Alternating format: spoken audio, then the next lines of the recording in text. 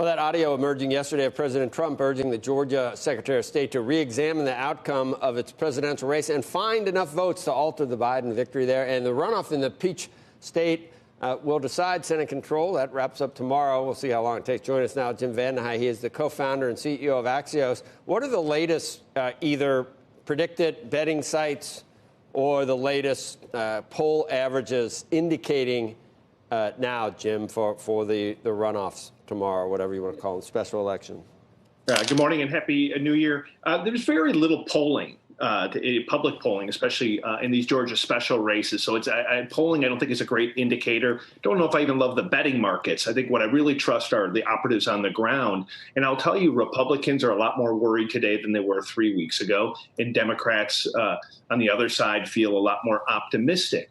The reason being is if you go back to those Senate races the first time around, you look at the presidential race, they were razor thin. And so it is authentically in Georgia a toss-up state. And so mobilization of voters, being focused, having money really matters on the margins. And that's why Democrats feel like they've been able to be more unified. They've been able to benefit from the fact that Donald Trump doesn't accept the election results, has been very critical of the leadership in the state of Georgia, Republicans who were close to him. And there's a skepticism among Republicans about voting in general, nationally and in Georgia. And the worry for Republicans is, what if 100,000 of those people say, to hell with it? I'm just not going to vote because I don't trust the process, because the president's telling me that the whole thing is rigged and that these voting machines can't be trusted. And so my guess is we're not going to have a clue maybe for several days as they count the votes. It'll be that close. Most races in recent history in Georgia have been. But if you're just reading the moods and reading the mindset of the operatives on the ground, Democrats feel a little bit better than Republicans. The Trump effect is cutting both ways, which is kind of weird. Because the Republican voters aren't all the same, obviously. Some Republican voters probably aren't happy with what the president has been doing, and then others could be disenfranchised because they don't think that these politicians have done enough to take President Trump's side. So you could have 180-degree feelings in the same party with Republicans down in Georgia. And neither one of them good for Republicans, unfortunately, or unfortunately for Republicans. Yeah, that's the important point. Like, you want Republicans motivated, wanting to vote, rallying around the idea that they don't want two more Democrats in the Senate, which would give Joe Biden a Democratic Senate, even if it's by a very narrow majority. That is the message that probably would have won this for Republicans had they been able to be unified. And obviously they still can win it. But if they lose, it's going to be because of those divisions. You got to look at states like Georgia now as authentically 50-50 states, like places that either party could win.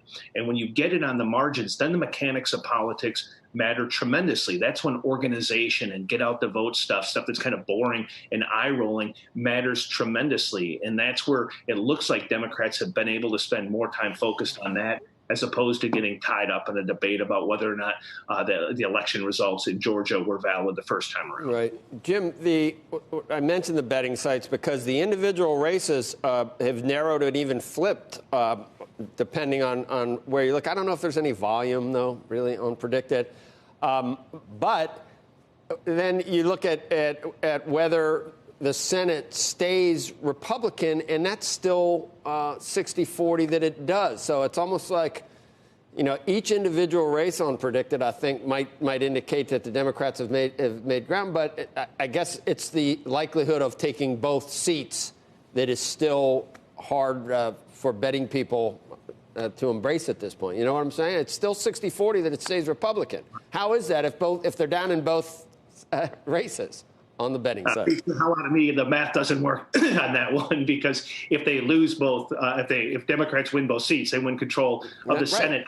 For me, hard to see winning one, losing the other, given that it's been so nationalized. Look at the amount of money that Democrats are raising in that state, something people haven't paid that much attention to. When you're raising $100 million in a couple of months, it's unheard of. Presidential candidates used to dream of raising that much money. Now you're doing it in a couple of months, and it's because it's been so nationalized, because people see, obviously, the stakes of having Mitch McConnell as majority leader or not. And that has to be the fear for Republicans. It's why Mitch McConnell's so spooled up about some of the things that Donald Trump's doing, because he understands that if he doesn't have the power of being majority leader to set the agenda, that Democrats will be able to do more than they otherwise could do. And so the stakes of this are really tremendous. If the Republican Party is sitting here and has no control in the House, no control in the Senate, lost the presidency, that's about the best possible position you could possibly imagine for the Democratic Party, even if conservatives still control the courts and have had a lot of success at the state level. At the federal level,